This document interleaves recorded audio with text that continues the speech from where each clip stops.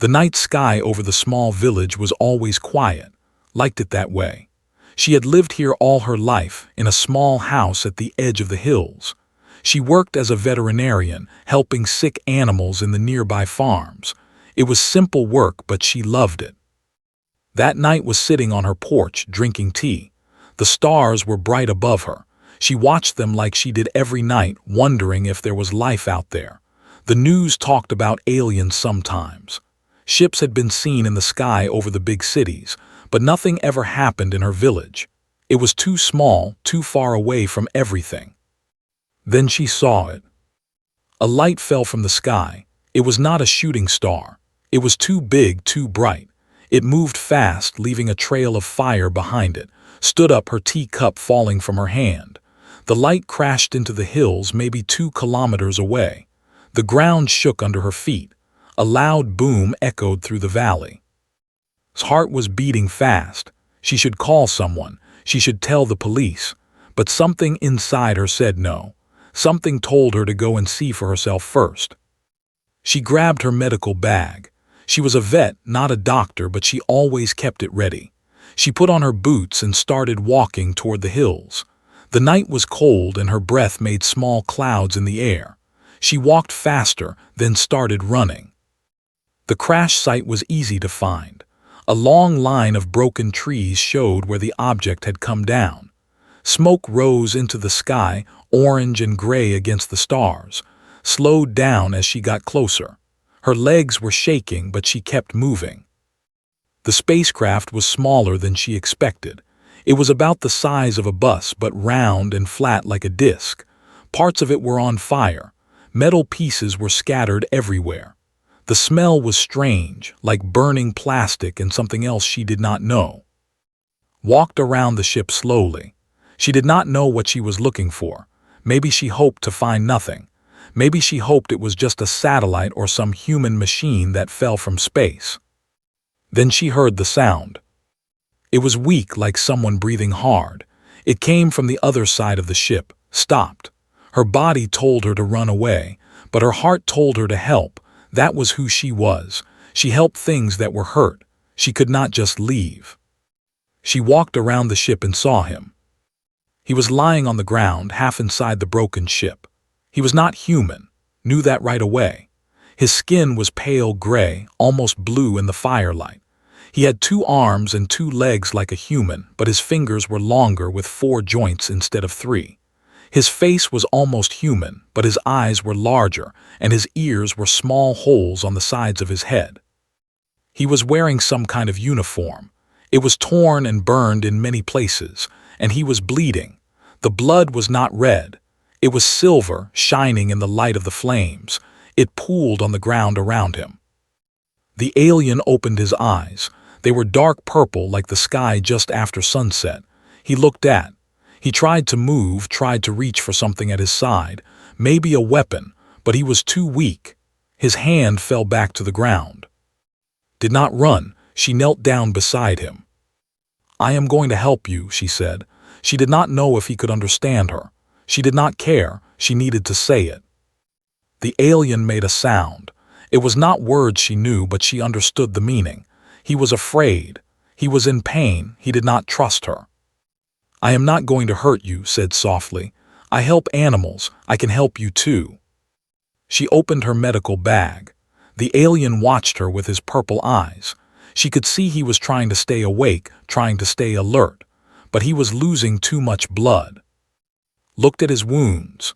There was a deep cut on his side and burns on his arms and chest. She did not know alien biology. She did not know if human medicine would work, but she had to try. She took out bandages and cleaning solution. She started with the big wound on his side. The alien made a sharp sound when she touched him, but he did not fight her. Maybe he was too weak. Maybe he understood she was trying to help. The silver blood was warm on her hands. It felt like normal blood, just a different color. She cleaned the wound as best as she could and pressed bandages against it. The bleeding slowed down. "Good," whispered. "That is good." She worked on his burns next. She put cream on them and wrapped them in clean cloth. The alien watched her the whole time. His breathing was getting a little better. He was not going to die right now. But she could not leave him here. The fire was spreading, and soon other people would come to see what had crashed. If they found an alien, they would call the military. They would take him away. Did not know what would happen to him then, but she did not think it would be good. "Can you walk?" she asked. The alien did not answer, but when she put her arm under his shoulder and tried to lift him, he helped. He pushed himself up with his legs.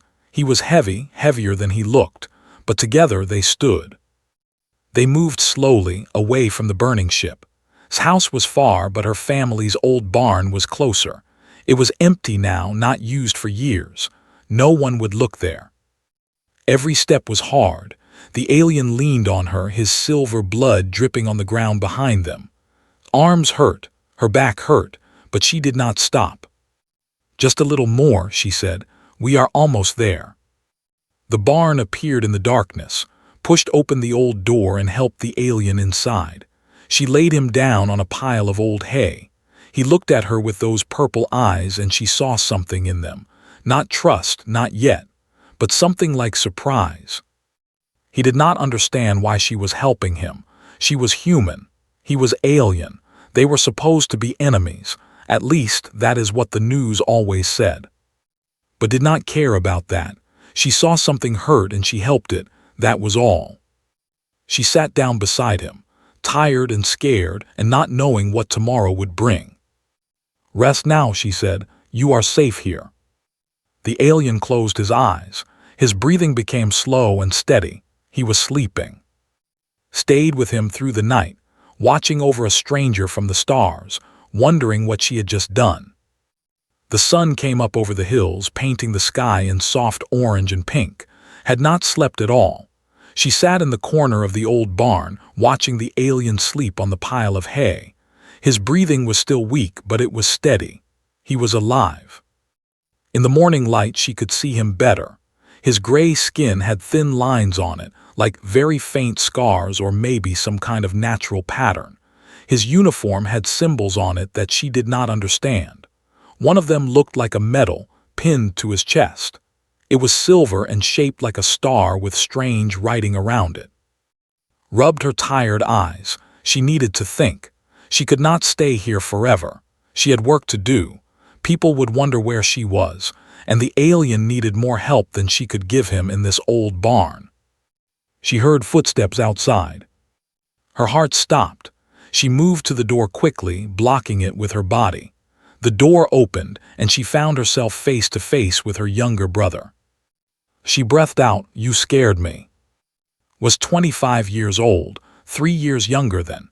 He lived in the village and worked at the post office. He often came to visit her in the mornings before work. "I saw the crash last night," said. "Everyone is talking about it. The military is coming to look at it today." He looked at his sister's face, at her dirty clothes and tired eyes. "Where were you all night?" Did not answer. She tried to close the door but pushed past her. He walked into the barn and then he stopped. "What?" he whispered. The alien was awake now. His purple eyes were open, watching with fear and something else. His hand moved toward his side again, looking for a weapon that was not there. Step back, his face was pale. He said slowly, "What did you do?" "He was hurt," said. "He was dying. I could not just leave him there." "He is an alien." His voice was high with fear. "Do you know what they do to people who hide aliens? Do you know how much trouble you are in?" "I do not care," said firmly. She moved between her brother and the alien. "Look at him. He is wounded. He is scared. He is just like any animal I have ever helped." "He is not an animal. He is a soldier," pointed at the medal on the alien's chest. "That is a military uniform. He was probably fighting against us, against humans." Looked back at the alien. He was watching them, listening to their words. She did not know if he could understand them, but she could see him reading their emotions. He knew they were fighting about him. "I do not know what he did before," said, "but right now he is hurt and alone, and I am going to help him." Grabbed her arm. "The military will find him. They have machines that can track alien life. They will come here and they will take him, and they will take you too for hiding him." "Then I need to help him heal faster," said, "so he can leave before they find him." Stared at her. He had always known his sister was kind, too kind sometimes. She brought home hurt birds when she was little. She cried when animals died at her clinic, but this was different. This was dangerous. "You are crazy," he said. "Maybe," agreed, "but I am not going to change my mind."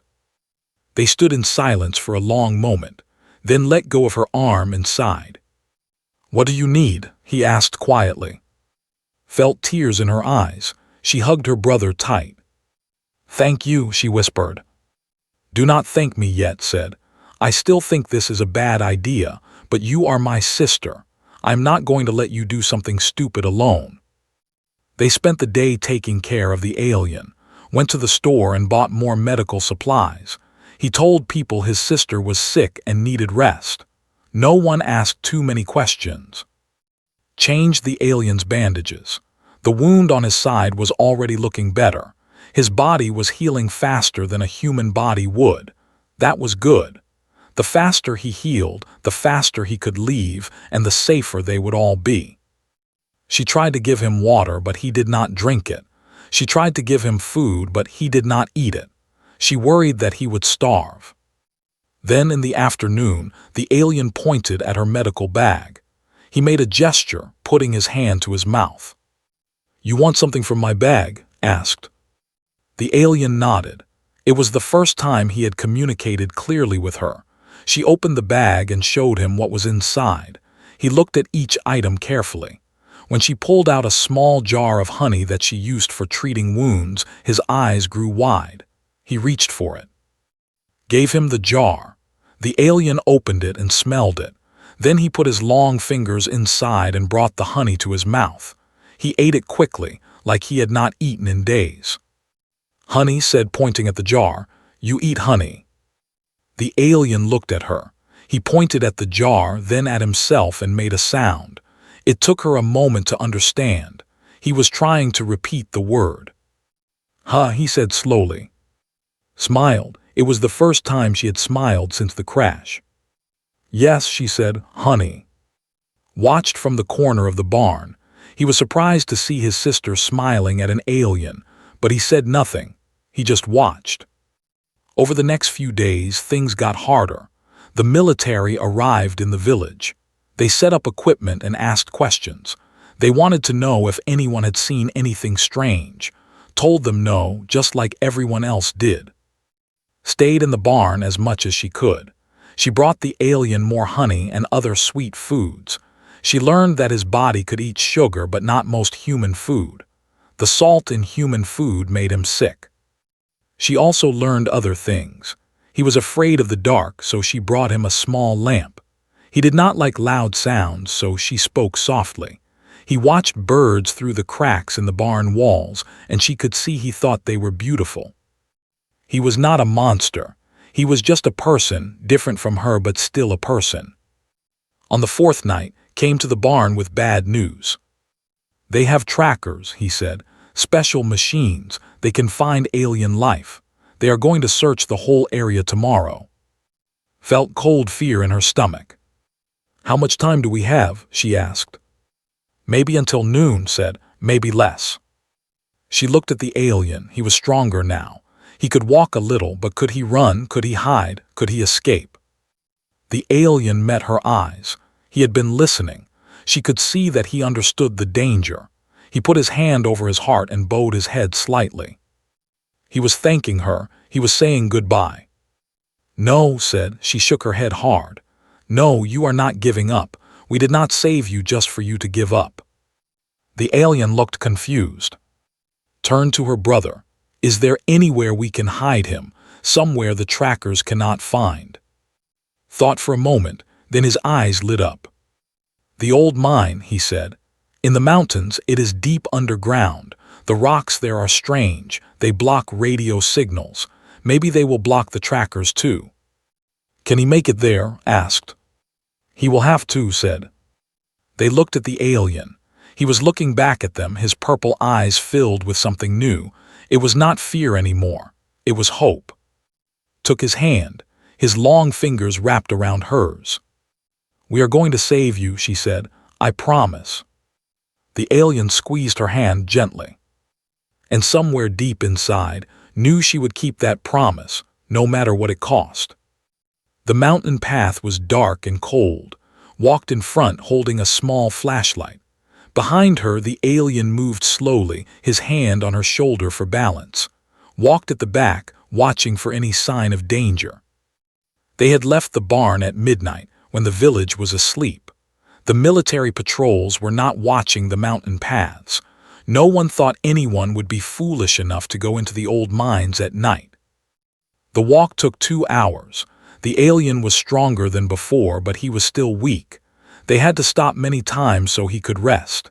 Each time, worried that the sun would come up before they reached the mine. Each time, she helped him stand again, and they kept moving. Finally, they reached the entrance. It was a dark hole in the side of the mountain, covered with old wooden boards. Pulled the boards away, and they went inside. The mine was deeper than remembered. She had come here once as a child on a dare from her friends. She had been scared then. She was scared now too, but she kept walking. They found a small room deep inside the mine. It had been a storage area once with old tools and broken machines. It was dirty and dark, but it was safe. The rocks around them were thick and heavy. No signal could pass through them. "We will stay here," said, "until the military leaves." The alien sat down on the cold ground. He looked tired but also relieved. He knew he was safe, at least for now. Put down the bags he was carrying. They had brought food, water, blankets, and more honey for the alien. It was enough for a few days, maybe a week. "I have to go back," said. "If I am not home in the morning, people will ask questions." Nodded, she hugged her brother. "Be careful," she said. "You too," replied. He looked at the alien one more time, then turned and walked back into the darkness of the mine. And the alien were alone. She set up the blankets and made a small area where they could sit. She gave the alien some honey, and he ate it slowly. Then they sat in silence, listening to the distant sound of water dripping somewhere in the mine. The alien said suddenly, looked at him, "What?" He pointed at himself. He said again. She understood. He was telling her his name. She repeated, "Your name is?" He nodded. She pointed at herself. She said, "Nuh," he said slowly, practicing the sounds. She smiled, "Yes." For the next few hours they tried to talk. It was hard. Did not know many human words and did not know any alien words, but slowly they found ways to communicate. They used their hands, their faces, simple sounds and gestures. Learned that was a soldier. He had been fighting in a war far away from Earth. His people had been losing. Many soldiers had died. When his ship was damaged, he had tried to escape, but his commanders had not sent anyone to help him. They had left him to die. "They left you?" asked, her voice filled with sadness. Made a gesture that looked like a shrug. To his people, leaving a wounded soldier was normal. Resources were limited. Saving one person was not worth the cost. That was how his people thought. Shook her head. She could not understand that. In her world, you did not leave someone to die just because it was easier. "That is wrong," she said. Looked at her with his purple eyes. He pointed at her, then made a gesture that she did not understand at first. He repeated it several times, and finally she realized what he was asking. "Why did you help me?" Thought about the question. Why had she helped him? He was an alien. He was a soldier from a war she did not understand. Helping him could destroy her life. So why? "Because you were hurt," she said simply, "and I could help." Stared at her for a long time. Then he made a sound, low and soft. It was almost like a laugh, but sadder. He pointed at himself, then made a new gesture. His hand moved from his eyes to his heart. "I did not understand you before. Now I see." Felt something warm in her chest. It was strange, sitting here in a cold, dark mine with an alien soldier. But somehow, she did not feel scared anymore. She felt like she was exactly where she needed to be. Over the next few days, they learned more about each other, told her about his home world through drawings in the dirt and careful gestures. It was a cold planet, with long winters and short summers. His people lived in cities underground, away from the harsh weather on the surface. Told him about Earth. She told him about the village, about her work as a vet, about her brother who was scared but still brave. She told him about the ocean, which his planet did not have. She told him about rain, which was different from the ice storms on his world. Listened to everything with wonder in his eyes. He had come to Earth as a soldier, expecting to find enemies. Instead, he had found someone who saved his life for no reason at all. "Your people," said one evening. He was getting better at human words now. "They are all like you." Laughed softly. "No," she admitted.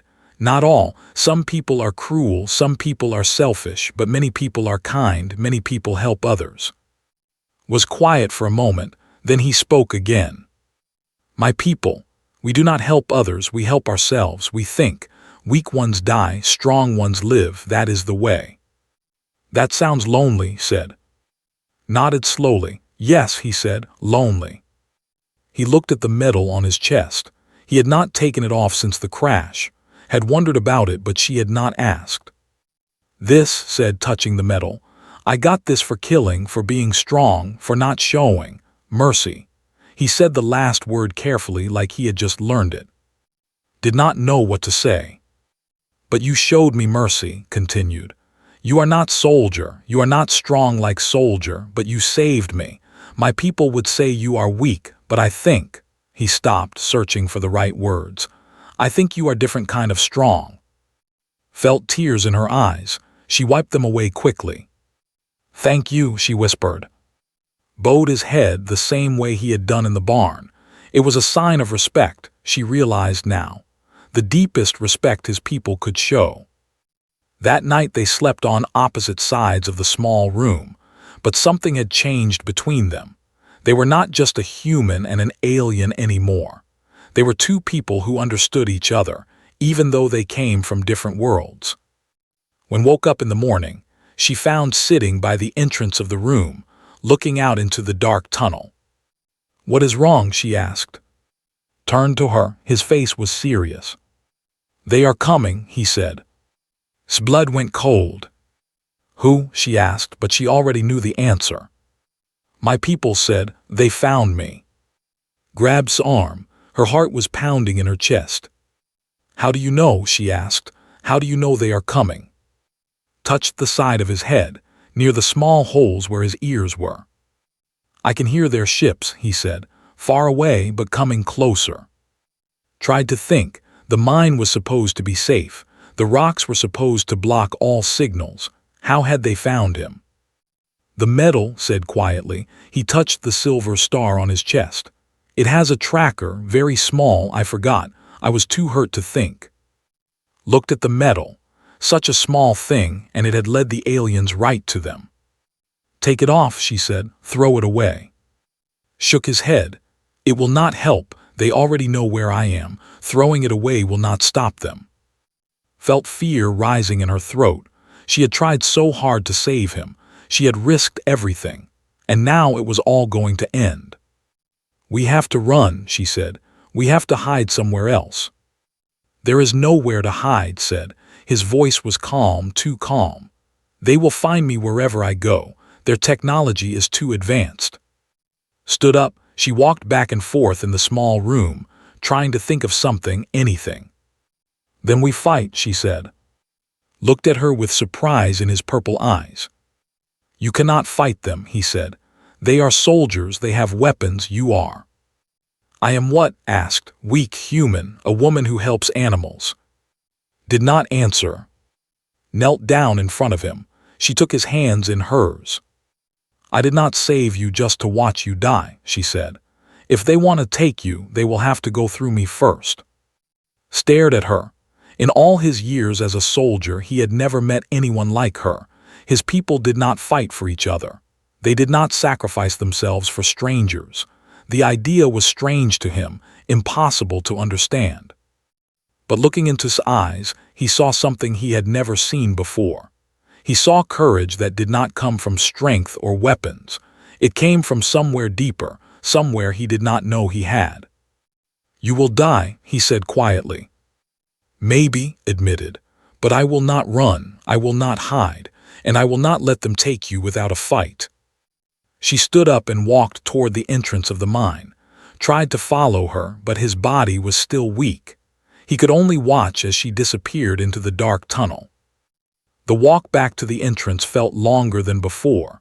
Her legs were shaking, but she kept moving. She could hear sounds now, strange sounds coming from outside. Engines, maybe, or something else. When she reached the entrance of the mine, she stopped. 3 figures were standing outside. They were taller than, with the same gray skin but darker, almost black. They wore armor that looked like metal and glass mixed together. They had weapons in their hands, long and thin like spears but with glowing tips. They saw and stopped moving. They seemed surprised to see a human coming out of the mine. They spoke to each other in a language she did not understand, harsh sounds that hurt her ears. Then one of them stepped forward. He was the tallest, with marks on his armor that looked like symbols of rank. He pointed his weapon at. "Move," he said. His voice was rough, but she could understand him. He spoke her language, probably from some kind of translator. "No," said. The alien made a sound that might have been a laugh. "You are human," he said. "You are small, weak. Move, or I will move you." Did not move. She stood in the entrance of the mine, blocking the way. Her hands were shaking, but she kept them at her sides. She would not show fear. "I said no," she repeated. "You will not take him." The alien leader looked at her with cold eyes. They were purple likes, but there was no warmth in them, no understanding. "The one inside is a criminal," the alien said. "He ran from battle. He is a coward. He must face punishment." "He is not a coward," said. "He was hurt. He was dying. Your people left him to die."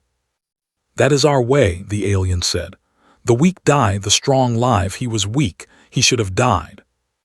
"But he did not die," said. "I saved him." The alien stared at her. He did not understand. She could see it in his face. He could not understand why a human would save an alien, why she would risk her life for someone she did not know. "Why?" he asked. It was a simple question, but it held so much confusion. "Because that is my way," said. "We help those who need help. We do not leave people to die, even strangers, even enemies. That is what it means to be human." The alien was silent. The other 2 aliens looked at each other, uncertain. Then footsteps came from behind, walked out of the mine, moving slowly but standing straight. He came to stand beside, his shoulder touching hers. "She speaks the truth," said to the alien leader. "She saved me when she had no reason to. She showed me mercy when my own people showed me none." The alien leader looked at with disgust. "You are weak," he said. "You let a human save you. You have no honor." Shook his head. "No," he said. "I learned what honor really means. It is not about killing. It is not about being strong. It is about protecting those who cannot protect themselves. It is about showing kindness even when it costs you everything." He looked at, she could see the gratitude in his eyes and something else, something like love maybe, or the closest thing his people had to love. "This human has more honor than any soldier I have ever known," said. "If you want to take me, you will have to kill her first, and I will fight you before I let that happen." The alien leader raised his weapon. For a moment thought he was going to fire. She closed her eyes, waiting for the end. But the end did not come. When she opened her eyes, the alien leader was lowering his weapon. He was staring at, and with an expression she could not read. The other 2 aliens were doing the same. "You would die for him," the alien leader said too. It was not a question. "Yes," said. "And you would die for her," the leader said too. "Yes," said. The alien leader was quiet for a long moment. Then he took a step back. "I do not understand your ways," he said, "but I see something here that I have never seen before, something my people lost long ago." He looked at the other two aliens. They nodded slowly. "We will not take him today," the alien leader said. "But this is not over. Others will come. They will not be as curious as I am." Felt relief wash over her like a wave. Her legs almost gave out, but caught her arm and held her steady. The alien leader turned to leave, but before he did, he stopped and looked back at. "What is your name, human?" he asked. She said. The alien nodded once. "I will remember you," he said. "You have shown me something I did not think was possible." Then he and the other two aliens walked away into the morning light. A few moments later, heard the sound of their ships flying away, getting smaller and smaller until there was only silence. She turned too. He was looking at her with tears in his eyes. She did not know his people could cry. "You saved me again," he said. Smiled, even though she was shaking all over. "I told you," she said. "I made a promise." The days after the aliens left were strange and quiet, and stayed in the mine for 2 more days just to be safe. Brought them news from the village. The military had found nothing at the crash site. They were packing up and leaving. When they finally came out of the mine, the world looked different too. The sky seemed brighter. The air smelled. She had faced death and survived. She had stood against alien soldiers with nothing but her words and her courage. And somehow it had been enough. Was healing fast now. His wounds were almost closed. His strength was coming back. He could walk on his own, run if he needed to, but he did not leave, not yet. They went back to the old barn. It felt safer there now, familiar. Came by every day to check on them. He still thought his sister was crazy, but he was starting to understand why she had done what she did. "You know he cannot stay forever," said one evening. He was sitting on an old wooden box, watching eat honey from a jar. "I know," said.